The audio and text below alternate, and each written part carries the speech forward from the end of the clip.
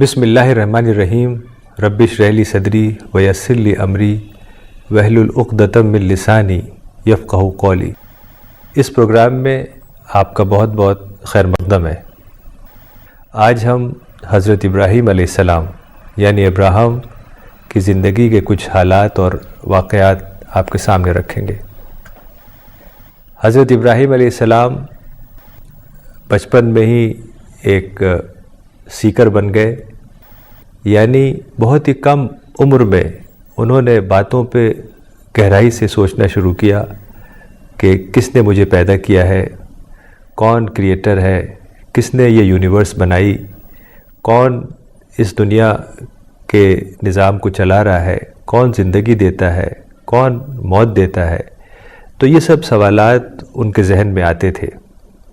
اور پھر قرآن میں ایک واقعہ آیا کہ ایک بار جب وہ چھوٹے تھے تو انہوں نے ایک ستارہ دیکھا جو بہت چمک رہا تھا، تو وہ بولے کہ لگتا ہے یہی میرا رب ہے۔ لیکن پھر جب وہ ستارہ ڈوب گیا تو انہوں نے کہا کہ میں ڈوبنے والوں کو اپنا رب نہیں بناتا۔ پھر ایسے ہی چاند کے ساتھ پیش آیا کہ چاند کو انہوں نے دیکھا غور سے تو انہیں لگا کہ یہ بہت اچھا ہے، یہ زیادہ چمک رہا ہے، تو کہا کہ لگتا ہے یہی میرا رب ہے۔ لیکن پھر جب چاند بھی ڈوب گیا تو انہوں نے کہا کہ میں ڈوبنے والوں کو اپنا رب نہیں بناتا۔ پھر ایسے ہی واقعہ سورج کے ساتھ پیش آیا۔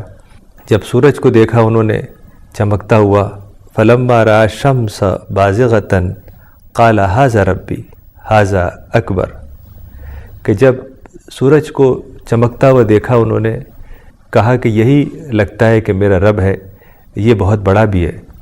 لیکن سورج بھی بالآخر ڈوب گیا تو انہوں نے کہا کہ میں ڈوبنے والوں کو اپنا رب نہیں بناتا، میرا رب تو وہ ہے جس نے یہ پوری یونیورس بنائی ہے، جس نے زمین، آسمان، چاند، ستارے، ہر چیز بنائی ہے، میں اس کو ہی اپنا رب، اپنا لارڈ بناتا ہوں۔ تو یہ ایک قرآن میں جو ایک سمبولک انداز میں ایک واقعہ آیا ہے، یہ دراصل جو معرفت جسے قرآن میں کہا گیا ہے، ڈسکوری، یعنی ٹروتھ اور سچائی کی جو ڈسکوری ہے، اس کا ایک سفر تھا حضرت ابراہیم علیہ السلام کے اس واقعے کے اندر۔ اور جب انسان کو سچائی ملتی ہے، جب سچائی ڈسکور کرتا ہے، خدا کو ڈسکور کرتا ہے کہ خدا کریٹر ہے، وہ سسٹینر ہے، وہ گیور ہے، منعم ہے، یعنی خدا گیور ہے، وہ دینے والا ہے، اور انسان ٹیکر ہے، وہ لینے والا ہے۔ خدا بینیفیکٹر ہے اور انسان بینیفیشری ہے۔ ہر چیز جو ہمیں مل رہی ہے، آکسیجن، پانی، ہوا، سن لائٹ، دنیا کی ساری چیزیں، وہ اللہ تعالی ہمیں دے رہا ہے، وہ خدا دے رہا ہے۔ تو جب اس چیز کا ادراک، اس چیز کی ڈسکوری انسان کو ہوتی ہے، جو حضرت ابراہیم کے قصے میں آپ کو دکھائی دیتی ہے، کس طریقے سے انہوں نے گہرائی سے چیزوں پہ غور کیا، جو نیچر کی چیزیں ہیں، نیچر میں جو چھپی ہوئی چیزیں ہیں، جن کو قرآن میں سائنس کہا گیا ہے، آیات، چونکہ خدا اس دنیا میں اس طریقے سے ہم خدا کو نہیں دیکھ سکتے جیسے ہم اور چیزوں کو دیکھتے ہیں، چونکہ یہ دنیا ہمارے لیے ٹیسٹ ہے، ٹیسٹنگ گراؤنڈ ہے۔ تو خدا نے اس طریقے سے یہ دنیا بنائی ہے کہ یہ زندگی جو 50 سال کی ہے یا 100 سال کی انسان کو دی گئی ہے، اس میں اس کا ٹیسٹ لیا جائے، اور اس ٹیسٹ کی بنیاد پر آخرت میں، موت کے بعد، جس کو ہم ہیئر آفٹر کہتے ہیں، اس زندگی میں اس کو ریوارڈ یا پنشمنٹ دیا جائے۔ تو جب انسان کو یہ ڈسکور ہوتا ہے کہ اس کا جو کریٹر ہے اور سسٹینر ہے، وہ لارڈ آف دا یونیورس ہے، تب اس کے اندر یہ شوق پیدا ہوتا ہے کہ وہ اس ڈسکوری کو، اس بات کو جو اس نے جانا ہے، سارے انسانوں کو بتائے۔ جیسا کہ ایک واقعہ ہے آرکیمیڈیز، جو گریک فلاسفر تھا، کہ اس کو ایک لا کا پتہ چلا، لا آف بایونسی جسے کہتے ہیں۔ جب اس کو اس لا کا پتہ چلا تو وہ بھاگا، اپنے ٹب میں نہا رہا تھا، وہیں سے وہ بھاگا یوریکا یوریکا کہتے ہوئے کہ جائے لوگوں کو بتا دے کہ یہ لا اس نے ڈسکور کیا ہے۔ اسی طریقے سے جب انسان خدا کو ڈسکور کرتا ہے، جب وہ غور و فکر کرتا ہے، سوچتا ہے، گہرائی سے اسٹڈی بڑھاتا ہے، اور جو نیچر میں چیزیں چھپی ہوئی ہیں جس کو میں نے بتایا کہ آیات یا سائنز کہا گیا ہے، نشانیاں، تو ان چیزوں پہ غور و فکر کرنا، گہرائی سے غور و فکر کرنا جسے قرآن میں تدبر کہا گیا ہے، اور اپنی اسٹڈی بڑھانا، قرآن کو پڑھنا، قرآن کے ڈیپر میننگ کو سمجھنا، تو ان سب چیزوں سے معرفت یعنی خدا کی ڈسکوری ہوتی ہے۔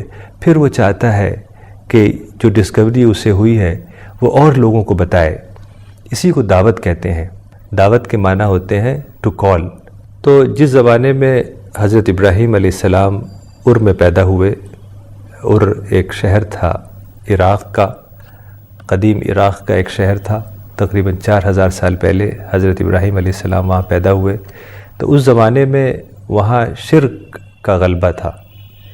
شرک کے معنی ہوتے ہیں ٹو ایسوشیٹ، یعنی جو خدا کی ایٹریبیوٹس ہیں، جیسے وہ زندہ کرتا ہے، وہ انسان کو زندگی دیتا ہے، وہ موت دیتا ہے، وہ سسٹینر ہے، وہ ہیلپر ہے، وہ گیور ہے، تو اس طرح کی جو ایٹریبیوٹس ہیں، کوالٹیز ہیں، یہ اوصاف جو ہیں، ان کو کسی اور چیز یا کسی اور انسان کے لیے منسوب کرنا، اسے شرک کہا جاتا ہے۔ لیکن قرآن سے جو ہمیں تصور ملتا ہے، جو کانسیپٹ ہمیں قرآن سے ملتا ہے، جو اسلامک کانسیپٹ ہے خدا کا، اسے توحید کہتے ہیں۔ توحید کے معنی ہوتے ہیں وننس آف گاڈ۔ قرآن میں ایک سورہ ہے، ایک چیپٹر ہے جو کہ بہت ہی بریف ہے، چیپٹر نمبر 112، جس کا نام ہے سورہ الاخلاص یا دا وننس۔ یہ اس طریقے سے ہے، قل هو اللہ احد اللہ الصمد لم یلد ولم یولد ولم یکن لہ کفوا احد۔ یعنی اس کا ترجمہ یہ ہے کہ خدا ایک ہے، خدا بے نیاز ہے، یعنی سیلف سفیشنٹ ہے، وہ نہ کسی کی اولاد ہے نہ اس کی کوئی اولاد، یعنی وہ ہمیشہ سے ہے اور ہمیشہ رہے گا، اور کوئی ایسی چیز نہیں ہے جو اس جیسی ہو۔ یعنی اس چیپٹر میں 5 باتیں آئی ہیں کہ خدا ایک ہے اور خدا سیلف سفیشنٹ ہے، یعنی اسے کسی کی مدد کی ضرورت نہیں ہے۔ وہ لوگوں کی مدد کرتا ہے لیکن اسے کسی کی مدد کی ضرورت نہیں ہے، وہ بے نیاز ہے، اور اس کی کوئی اولاد نہیں ہے، جیسے انسانوں کی اولاد ہوتی ہے اس طریقے سے خدا کی کوئی اولاد نہیں ہے، نہ وہ کسی کی اولاد ہے، یعنی جیسے انسانوں کے ماں باپ ہوتے ہیں ایسے ہی نہ اس کی ماں ہے نہ اس کا باپ ہے، اور وہ ہمیشہ سے ہے اور ہمیشہ رہے گا۔ یعنی یہ بات خدا کی جو ایٹرنیٹی ہے اس کو بتاتی ہے کہ وہ ہمیشہ سے رہے گا، وہ ہمیشہ سے ہے اور ہمیشہ رہے گا۔ اور جو آخری بات ہے وہ یہ ہے کہ اس جیسی کوئی چیز نہیں ہے یونیورس میں۔ تو اس چیپٹر سے پتہ چلتا ہے کہ خدا کا جو کانسیپٹ ہے اسلام میں، جس کو توحید کہتے ہیں، وہ کیا ہے۔ یعنی کہ خدا ایک ہے، خدا کئی نہیں ہے، سارے انسان اسی کے محتاج ہیں، وہ کسی کا محتاج نہیں، اور وہ بذات خود یعنی اپنے خود اس کے اندر یہ قدرت ہے، یہ طاقت ہے کہ وہ جو چاہے کرے۔ تو چیپٹر نمبر 112 یعنی سورہ الاخلاص ایک بہت ہی بریف انٹروڈکشن ہے خدا کے بارے میں۔ دراصل پورا قرآن خدا کا ہی انٹروڈکشن ہے، کریٹر کا انٹروڈکشن ہے، اور آپ جب قرآن پڑھیں گے تو بار بار خدا کے صفات اس میں آتے ہیں، ایٹریبیوٹس آتے ہیں، جس کو ہم 99 نیمز آف اللہ کہتے ہیں۔ مثلاً الرحمن the compassionate، الرحیم the merciful، السلام the all peace، المہیمن the protector، Khaliq the creator، Ghaffar the forgiving، Razzaq the provider، Aleem the all knowing، السمیع the all hearing، البصیر the all seeing، الخبیر the all aware۔ تو اس طرح کے بہت ساری صفات قرآن میں آتی ہیں، جس کو ہم 99 نیمز آف اللہ کہتے ہیں، جو ایٹریبیوٹس ہیں۔ تو دراصل قرآن سے آپ کو پتہ چلتا ہے کہ اللہ تعالیٰ کے ایٹریبیوٹس کیا ہیں، یعنی قرآن ایک طریقے سے خدا کا انٹروڈکشن ہے۔ تو اس زمانے میں جب حضرت ابراہیم علیہ السلام عراق میں تھے تو وہ شرک کا ماحول تھا، یعنی لوگ چیزوں کی پرستش کرتے تھے، لوگ اپنے کنگ، اپنے بادشاہ کی پرستش کرتے تھے، اسی کو گاڈ سمجھتے تھے۔ جیسے اس زمانے میں جو بادشاہ تھا اس علاقے کا، اس کا نام نمرود تھا۔ تو وہ زمانہ ایسا تھا کہ اس وقت جو بادشاہ کا مذہب ہوتا تھا وہی مذہب سب کا ہوتا تھا، وہ ریلیجس انٹالرنس کا زمانہ تھا۔ آج ریلیجس ٹالرنس کا زمانہ ہے، آج فریڈم ہے، آپ جو بھی مذہب اختیار کرنا چاہیں آپ فری ہیں۔ لیکن اس زمانے میں بادشاہ کا جو مذہب ہوتا تھا وہی سب لوگوں کا مذہب ہوتا تھا، یعنی جبراً بادشاہ کمپلسولی بادشاہ کے حکم سے سارے لوگ اسی مذہب کو اختیار کرتے تھے جو بادشاہ کا مذہب ہوتا تھا۔ تو اس زمانے میں جب حضرت ابراہیم علیہ السلام ار میں تھے، عراق میں تھے، تو وہاں ایک بادشاہ تھا جس کا نام نمرود تھا، اور وہ ایک ملک جس کا نام شنار تھا اس کا بادشاہ تھا، اور یہ ملک شنار میسوپوٹیمیا ریجن میں ایک ملک تھا، یعنی قدیم عراق کا ایک ملک تھا۔ غالباً ار اسی ملک کا ایک شہر تھا۔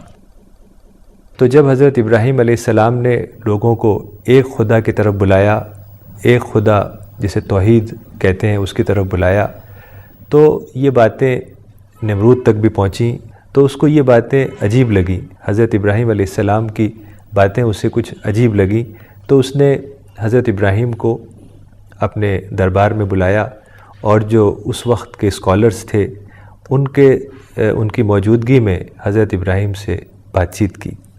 تو جو بادشاہ کے درباری تھے، جو اسکالرز تھے نمرود کے درباری، انہوں نے یہ کہا کہ بادشاہ ہی اس لائق ہے کہ اس کی عبادت کی جائے، اس کی ورشپ کی جائے۔ تو حضرت ابراہیم علیہ السلام نے توحید کا نظریہ پیش کیا، ایک خدا کے بارے میں بتایا، اور بتایا کہ خدا ہی وہ ہے جس کی ورشپ کی جائے، چونکہ وہی کریٹر ہے، وہی زندگی دیتا ہے، وہی موت دیتا ہے۔ حضرت ابراہیم علیہ السلام نے کہا، اذ قال ابراہیم و ربی الذی یحیی و یمیت، یعنی ابراہیم نے کہا کہ میرا رب تو وہ ہے جو زندگی دیتا ہے اور موت دیتا ہے۔ تو بادشاہ نے کہا کہ میں بھی زندگی دیتا ہوں اور موت دیتا ہوں۔ قال انا احیی و امیت، یعنی بادشاہ نے کہا کہ یہ کیا بات ہے، میں بھی زندگی اور موت دے سکتا ہوں۔ تو اس نے اس بات کو ڈیمونسٹریٹ کرنے کے لیے 2 قیدیوں کو بلایا جن کو سزائے موت کا حکم تھا، ان کو پھانسی ہونے والی تھی۔ تو ان میں سے ایک قیدی کو چھوڑ دیا اس نے، کہا کہ جاؤ تم آزاد ہو، اور دوسرے قیدی کو قتل کر دیا۔ تو اس نے یہ دکھایا کہ دیکھو میں نے بھی زندگی دی، ایک آدمی کو زندگی دے دی اور ایک آدمی کو موت دے دی۔ تو حضرت ابراہیم علیہ السلام اس پر چپ رہے، اور وہ بولے کہ قال ابراہیم فإن اللہ یأتی بالشمس من المشرق فآتی بہا من المغرب۔ تو حضرت ابراہیم علیہ السلام نے بحث نہیں کی، بلکہ انہوں نے ایک اور بات رکھی بادشاہ کے سامنے، کہا کہ ٹھیک ہے، میرا رب سورج کو ایسٹ سے نکالتا ہے، تم ویسٹ سے نکال کے دکھاؤ۔ تو بادشاہ کے کچھ سمجھ میں نہیں آیا، وہ اسپیچ لیس ہو گیا۔ فبہت الذی کفر۔ تو اس سے ہمیں ایک یہ سبق ملتا ہے کہ جب ہم کسی سے بات کریں قرآن کے بارے میں، اسلام کے بارے میں، جسے دعوت کہتے ہیں، تو اس کا کیا انداز ہونا چاہیے، یعنی بہت ہی ٹھنڈے انداز میں، ایموشنل نہیں ہونا چاہیے، ریئیکٹ نہیں ہونا چاہیے، ٹھنڈے دماغ سے سوچ کر بات کرنی چاہیے، اور جس سے ہم بات کر رہے ہیں اس کی نفسیات کو سمجھ کر، اور کبھی ریئیکٹ نہیں ہونا چاہیے۔ جیسے حضرت ابراہیم علیہ السلام ریئیکٹ نہیں ہوئے، بلکہ انہوں نے ایک ایسی بات کہی کہ پھر اس کا بادشاہ کے پاس اس کا کوئی جواب باقی نہیں تھا۔ دراصل جو بادشاہ یعنی نمرود تھا، وہ یہ سمجھتا تھا کہ جو مجھے اقتدار ملا ہوا ہے، پاور ملا ہوا ہے، میں بادشاہ ہوں، یہ میری ذاتی کوشش کا نتیجہ ہے۔ یعنی انسان کو جو بھی چیزیں ملتی ہیں، چاہے وہ بزنس ہو یا جاب ہو یا پراپرٹی ہو یا کار ہو یا بینک بیلنس ہو یا کوئی بھی دنیاوی چیز ہے، یہ سب چیزیں دراصل خدا کی دی ہوئی ہیں، خدا کی طرف سے عطیہ ہیں، گفٹ ہیں۔ اگر انسان اس طریقے سے سوچے گا کہ جو کچھ بھی اس کے پاس ہے، اس کی ہیلتھ، اس کا ایگزسٹنس، ساری جو مٹیریل چیزیں اس کے پاس ہیں، وہ سب خدا کی دی ہوئی ہیں، تو اس کے اندر ماڈسٹی آئے گی، تواضع آئے گا۔ اور اگر وہ یہ سوچے گا کہ یہ ساری چیزیں میری اپنی کوشش کی وجہ سے ہیں، میرا رائٹ ہے، تو اس کے اندر ایروگنس پیدا ہوگا۔ جس طریقے سے بادشاہ نے یہ سوچا کہ میں بادشاہ ہوں، میرے پاس اقتدار ہے، میں کسی کو زندگی دے سکتا ہوں، میں کسی کو موت دے سکتا ہوں، تو یہ دراصل اس سے ایروگنس پیدا ہوتا ہے۔ اور اسلام کا جو طریقہ ہے وہ ماڈسٹی سکھاتا ہے، ایروگنس نہیں سکھاتا۔ تو پھر جب حضرت ابراہیم علیہ السلام نے اپنے شہر میں خدا کے بارے میں لوگوں کو بتانا شروع کیا، تو وہاں کے اکثر لوگ حضرت ابراہیم سے ناراض ہو گئے۔ خود ان کے والد جن کا نام آزر تھا وہ ناراض ہو گئے، اور بادشاہ بھی ان سے بہت ناراض تھا۔ تو لوگوں نے یہ طے کیا کہ ان کو کوئی فزیکل پنشمنٹ دیا جائے۔ تو یہ طے ہوا کہ حضرت ابراہیم کو آگ میں ڈال دیا جائے۔ تو نمرود جو بادشاہ تھا اس نے ایک بہت بڑا انتظام کیا، بہت لکڑیاں جمع کی گئیں، اور اس کا ایک پائل لکڑیوں کو بنایا گیا اور اس میں آگ لگا دی گئی۔ اس زمانے میں ایک چیز ہوتی تھی جس کو منجنیق کہا جاتا تھا، یعنی اس کو انگلش میں کیٹاپلٹ کہتے ہیں، یعنی ایک لکڑی کی ایک پرانے زمانے کی ایک مشین نما چیز ہوتی تھی جس سے پتھر وغیرہ پھینکے جاتے تھے جب لڑائی ہوتی تھی۔ تو یہ آرمی کے پاس ایک چیز ہوتی تھی جس سے پتھر پھینکتے تھے، ایرو پھینکتے تھے، بارود پھینکتے تھے۔ تو اس طرح کی ایک چیز منجنیق کے اوپر حضرت ابراہیم علیہ السلام کو رکھا گیا اور اسی سے ان کو پھینک دیا گیا آگ کے اندر۔ لیکن جب یہ واقعہ پیش آ رہا تھا تو حضرت ابراہیم علیہ السلام نے اللہ تعالیٰ سے دعا کی کہ اللہ تعالیٰ، اے میرے رب، میں اس زمین پر صرف ایک واحد شخص ہوں جو تیری عبادت کرتا ہے، جو تیری ورشپ کرتا ہے، تو میری مدد فرما۔ تو اللہ تعالیٰ نے کہا کہ تم میرے کسی بھی فرشتے کو بلاؤ، وہ تمہارے پاس آئے گا مدد کے لیے۔ تو ایک فرشتہ آیا، فرشتے نے کہا کہ میں پانی کا فرشتہ ہوں۔ تو دراصل اسلام میں یہ تصور ہے کہ جو بھی نیچر میں فینومینا ہیں، جیسے پانی کا برسنا، ہواؤں کا چلنا، دریا کا بہنا، یہ سب چیزیں فرشتے کر رہے ہیں، فرشتے اس کو مینیج کر رہے ہیں۔ تو ایک فرشتہ آیا اور وہ بولا کہ میں پانی کا فرشتہ ہوں، اگر آپ کہیں تو میں اس آگ پر پانی ڈال دوں اور یہ آگ ٹھنڈی ہو جائے گی۔ تو حضرت ابراہیم نے سر اپنا آسمان کی طرف اٹھایا اور کہا کہ اے اللہ، تو آسمان میں اکیلا ہے اور میں زمین میں اکیلا ہوں جو تیری ورشپ کرتا ہوں، تیری عبادت کرتا ہوں، تو ہی کافی ہے میرے لیے، تو میری مدد فرما اور تو بہترین مدد کرنے والا ہے۔ تو پھر اللہ تعالیٰ نے کہا کہ اے آگ، تو ٹھنڈی ہو جا ابراہیم کے لیے اور سلامتی بن جا۔ تو وہ آگ جو دہک رہی تھی وہ ٹھنڈی ہو گئی اور حضرت ابراہیم علیہ السلام اس طرح بچ گئے۔ تو حضرت ابراہیم علیہ السلام کے قصے میں ہمارے لیے بہت ہی گہرا سبق ہے، خاص طور سے بچوں کے لیے، یوتھ کے لیے، چونکہ آپ نے دیکھا ہے کہ بچپن میں ہی ان کے اندر چیزوں کو گہرائی سے جاننے کا شوق پیدا ہو گیا تھا، یعنی انہوں نے چیزوں کے اوپر غور و فکر کیا۔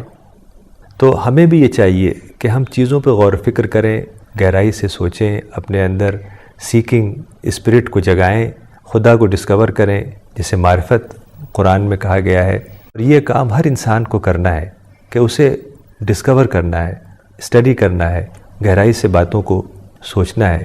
حضرت ابراہیم علیہ السلام کی زندگی سے ہمیں یہ پتہ چلتا ہے کہ یہ چیز انسان بچپن سے ہی شروع کر سکتا ہے۔ تو اس لیے بچے ہیں، جو یوتھ ہیں، جو نوجوان ہیں، انہیں چاہیے کہ وہ ڈسٹریکشنز سے بچیں۔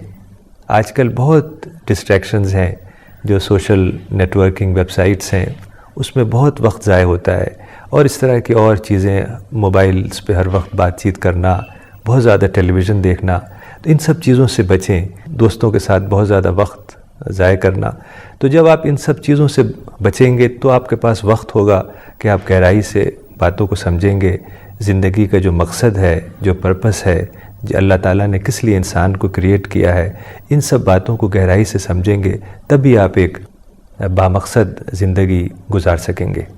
تو ہمیں اس سے یہ سبق ملتا ہے کہ جو بھی